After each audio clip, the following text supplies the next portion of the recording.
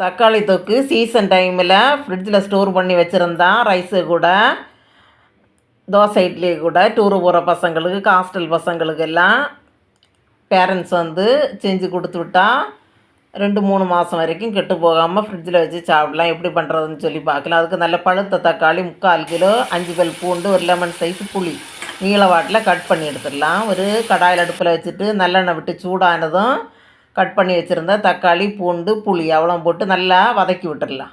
வதங்கினதும் 2 table spoon மிளகாத்தூள், 1/2 spoon பெருங்காயத்தூள், 1/2 ஸ்பூன் வெந்தயம் போட்டு நல்லா வதக்கி விட்டுடலாம். வதங்கினதும் ஆற விட்டுடலாம். ஆறினதுக்கப்புறமா மிக்ஸி ஜாரில் போட்டு ஃபைன் பேஸ்ட்டாக அரைச்சி எடுத்துடலாம். திரும்பவும் கடாயில் 2 ஸ்பூன் நல்லெண்ணெய், கடுகு, கறிவேப்பிலை, காஞ்ச மிளகாய் தாளிச்சிட்டு அரைச்சி வச்சுருந்த தக்காளி பேஸ்ட்டையும் இட்டு மிக்ஸ் பண்ணி எண்ணெய் பிரிஞ்சதும் தேவையான உப்பு சேர்த்து இறக்குனா சூப்பரான தக்காளி தொக்கு ரெடி. எல்லோரும் வீட்டில் ட்ரை பண்ணி பார்த்துட்டு கமெண்ட் பண்ணுங்கள். தேங்க்யூ.